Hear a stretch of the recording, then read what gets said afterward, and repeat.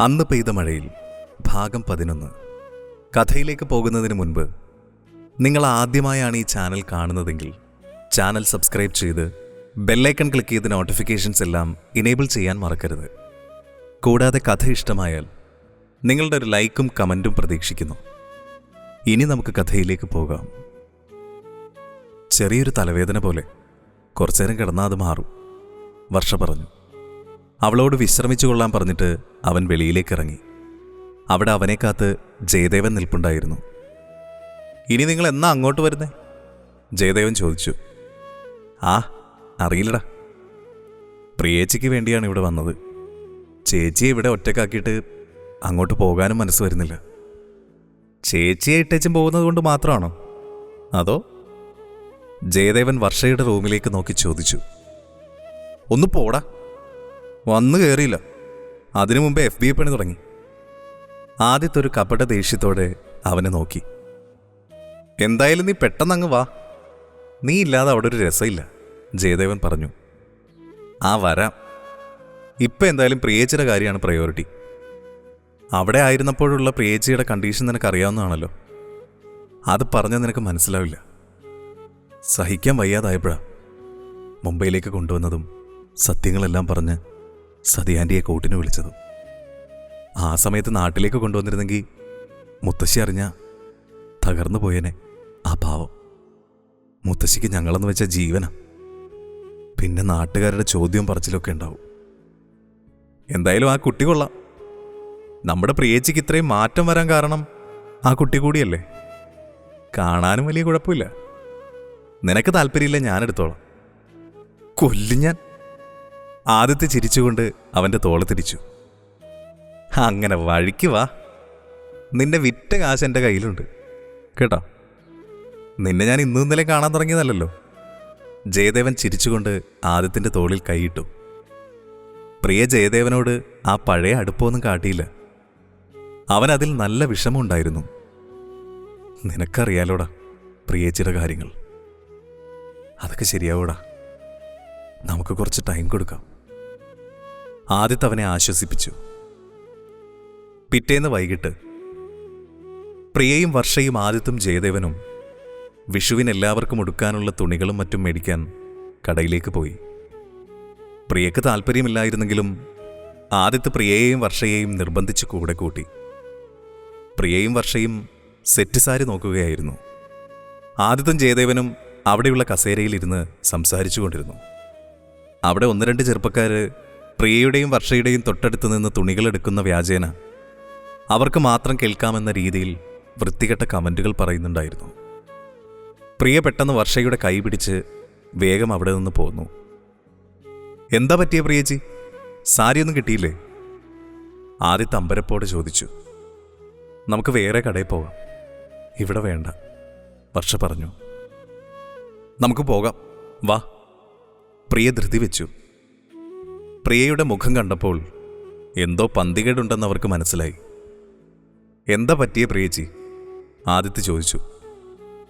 ഒന്നുമില്ലടാ, ചെറിയൊരു തലകറക്കം പോലെ. പെട്ടെന്ന് പോവാം, വാ. പ്രിയ ആദിത്യൻ്റെ മുഖത്ത് നോക്കാതെ പറഞ്ഞു. ഞാനൊന്ന് ബാത്റൂമിൽ പോയിട്ട് വരാം, നിങ്ങൾ നടന്നോളൂ, വർഷ അവരോട് പറഞ്ഞു.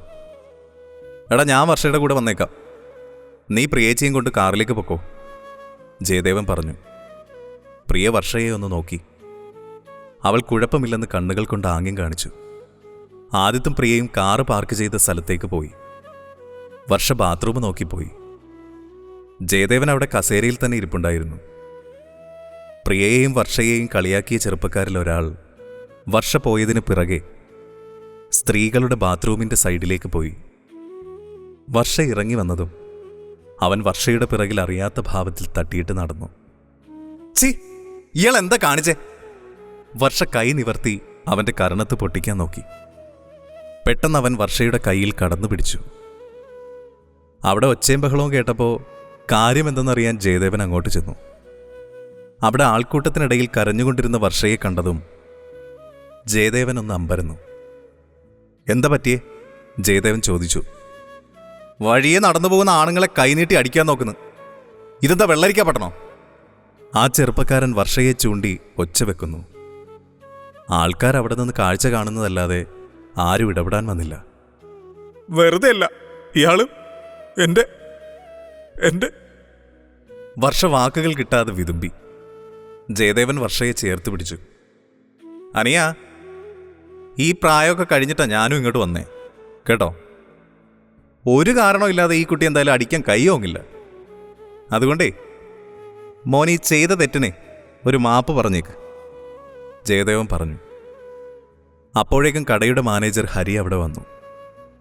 പിന്നെ മാപ്പ് കോപ്പ് പറയും.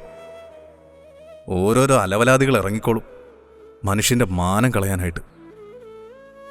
ചുമ്മാ ഷോ കാണിക്കാതെ പോ സാറേ.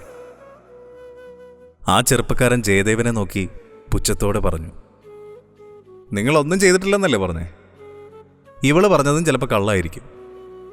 ജയദേവൻ പറഞ്ഞത് കേട്ട് വർഷ കരഞ്ഞുകൊണ്ട് അവനെ നോക്കി. എന്തായാലും നമുക്കിവിടുത്തെ CCTV ഒന്ന് പരിശോധിക്കാം. അനിയൻ്റെ നിരപരാധിത്വം നമുക്ക് എല്ലാവരുടെ മുന്നിൽ വെച്ച് തെളിയിക്കാം, ജയദേവൻ പറഞ്ഞു. വർഷ അമ്പരപ്പോടെ അവനെ നോക്കി. ജയദേവൻ പറഞ്ഞത് കേട്ട് ആ ചെറുപ്പക്കാരനൊന്ന് പരുങ്ങി. CCTV ദൃശ്യങ്ങൾ കാണിക്കണമെങ്കിൽ കടയുടെ ഓണറുടെ പെർമിഷൻ വേണമെന്ന് മാനേജർ ഹരി പറഞ്ഞു. പുതിയ ആളാണല്ലേ? ജയദേവൻ ഹരിയോട് ചോദിച്ചു. അതെ, എങ്ങനെ മനസ്സിലായി? ഹരി ചോദിച്ചു.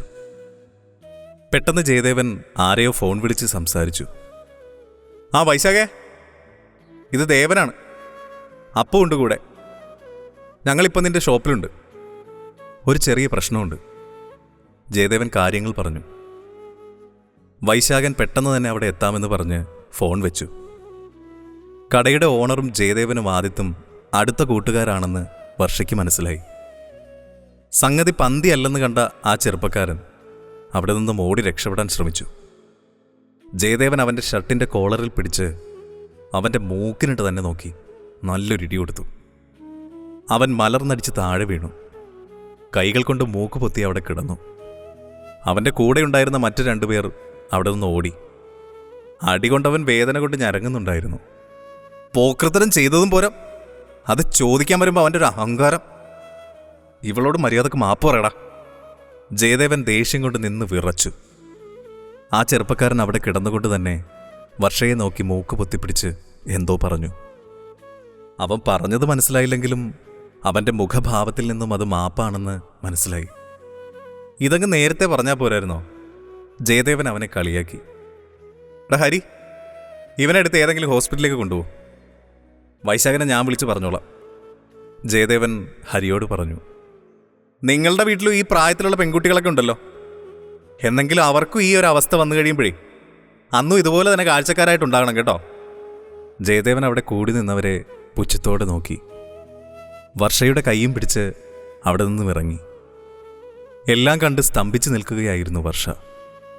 അമ്മു, ഇതൊന്നും അവരോട് ചെന്ന് പറയേണ്ട കേട്ടോ അമ്മു, അവർ ചുമ്മാ ടെൻഷനാവും, ജയദേവൻ വർഷയെ നോക്കി ചിരിച്ചുകൊണ്ട് പറഞ്ഞു. ജയദേവനെ ഇത്ര ദേഷ്യത്തിൽ ആദ്യം കാണുകയായിരുന്നു വർഷ. പക്ഷെ അതിനിടയിൽ അവൻ തന്നെ വിളിച്ച പേരും അവൾ ശ്രദ്ധിച്ചു. അമ്മു. വർഷ അടുക്കളയിൽ ഒറ്റയ്ക്കുള്ളപ്പോഴൊക്കെ ജയശങ്കർ ഓരോ ആവശ്യം പറഞ്ഞ് അവളുടെ അടുത്ത് വന്നു. ആദ്യമൊക്കെ മര്യാദക്ക് സംസാരിച്ചെങ്കിലും പിന്നീട് അറിഞ്ഞുകൊണ്ടുള്ള തട്ടലും മുട്ടലും കൂടിയപ്പോൾ അവൾ അയാളോട് കുറച്ച് കയർത്ത് സംസാരിച്ചു. പ്രശ്നം വലുതാക്കണ്ടല്ലോ എന്ന് കരുതി അവൾ അയാളെക്കുറിച്ച് ആരോടും പറയാനും പോയില്ല. പിന്നീട് കുറച്ച് ദിവസത്തേക്ക് അയാളുടെ ശല്യമൊന്നും ഉണ്ടായില്ല. വിഷുവിൻ്റെ തലേ ദിവസം ആദിത്യൻ ജയദേവനും വിഷുക്കണിക്കും സദ്യക്കുമുള്ള സാധനങ്ങൾ മേടിക്കാനും മായ ബ്യൂട്ടി പാർലറിലേക്ക് പോയിരുന്ന ആ ഒരു സമയം ജയശങ്കറും പ്രിയയും തറവാട്ടിൽ തന്നെ ഉണ്ടായിരുന്നു. മുത്തശ്ശി പറഞ്ഞതനുസരിച്ച് വർഷ ജയശങ്കറിൻ്റെ വീട് വൃത്തിയാക്കാൻ അപ്പുറത്തേക്ക് പോയി. വർഷ അവിടെ ചെന്ന് മുറികളെല്ലാം കഴുകി തൂത്തു തുടച്ച് വൃത്തിയാക്കുന്നതിനിടയിൽ വാതിലാരോ തുറക്കുന്ന ശബ്ദം കേട്ടു. ആദിത്യ വീണ്ടും തന്നെ പേടിപ്പിക്കാൻ വരികയാണെന്ന് വിചാരിച്ച് അവൾ വേഗം അങ്ങോട്ട് ചെന്നു. പക്ഷെ അവൾ അവിടെ കണ്ടത് വാതിൽ കുറ്റിയിട്ട് അവളെ തന്നെ നോക്കി ചിരിച്ചുകൊണ്ട് നിൽക്കുന്ന ജയശങ്കറിനെയാണ്. അയാൾ നന്നായിട്ട് കുടിച്ചിട്ടുണ്ടായിരുന്നെന്ന് അവൾക്ക് മനസ്സിലായി.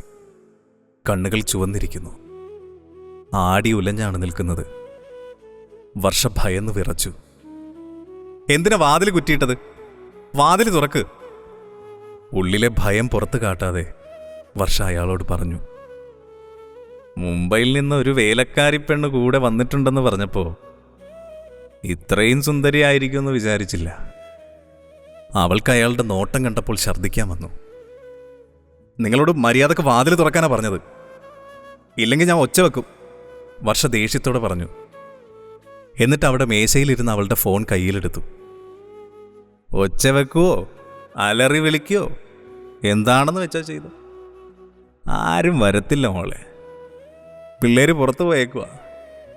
എൻ്റെ ഭാര്യ അവളുടെ മുഖം മിനുക്കാൻ പോയേക്കുക. പിന്നുള്ളത് മുത്തശ്ശിത്തള്ള, അവർക്ക് വീണിടം വിഷ്ണുലോക. ഇനി ആരെങ്കിലും ഫോൺ വിളിക്കാനാണ് നിന്റെ ഉദ്ദേശമെങ്കിൽ അവർ വരുന്നതിന് മുൻപേ ഞാൻ എൻ്റെ കാര്യം അങ്ങ് സാധിക്കും. അയാൾ അവളെ നോക്കി ഒരു വഷളൻ ചിരിച്ചിരിച്ചു. നാണമില്ലേ നിങ്ങൾക്ക്? എൻ്റെ അച്ഛൻ്റെ പ്രായമുണ്ടല്ലോ, മര്യാദക്ക് വാതിൽ തുറക്കുന്നുണ്ടോ? വർഷ അയാളെ അറപ്പോടെ നോക്കി. തുറക്കാം, എനിക്കിച്ചിരി പരിപാടിയുണ്ട്. നീ സമ്മതിച്ചാ നമുക്കൊരു ബഹളവുമില്ലാതെ കാര്യം കഴിഞ്ഞ് മാനം മര്യാദക്ക് ഇവിടുന്ന് ഇറങ്ങിപ്പോവാം. ഇല്ലെങ്കിൽ അയാളുടെ മുഖം രൗദ്രമാകുന്നത് അവൾ പേടിയോടെ കണ്ടു. നിങ്ങളുടെ ആഗ്രഹം നടക്കണമെങ്കിലേ ഞാൻ മരിക്കണം. വർഷ അയാളുടെ നേർക്ക് കാർക്കിച്ച് തുപ്പി. അയാൾ ഒറ്റ കുതിപ്പിന് വർഷയുടെ മേൽ ചാടി വീണു. അവളുടെ കയ്യിലിരുന്ന ഫോൺ സോഫയിലേക്ക് വീണു. ഒച്ച വെക്കാൻ തുടങ്ങിയപ്പോൾ അവളുടെ വാ അയാൾ ഒരു കൈകൊണ്ട് പൊത്തിപ്പിടിച്ചു. അവൾക്ക് ശ്വാസം മുട്ടി. ബലപ്രയോഗത്തിനിടയിൽ അയാൾ എന്തൊക്കെയോ ഉറക്കെ പുലമ്പിക്കൊണ്ടിരുന്നു. അയാൾ വർഷയുടെ ചുരിദാറിൻ്റെ ഷാളിൽ പിടിമുറുക്കി. അവൾക്കാകുന്നത് പോലെ അവൾ ചേർത്ത് നിന്നു. പക്ഷെ അയാൾക്കൊരു ആനയുടെ കരുത്തായിരുന്നു. അധിക നേരം പൊരുതി നിൽക്കാൻ തനിക്കാവില്ലെന്ന് അവൾക്കറിയാമായിരുന്നു. അവളുടെ ദേഹം പതിയെ തളരുന്നത് അവൾ അറിഞ്ഞു. തുടരും.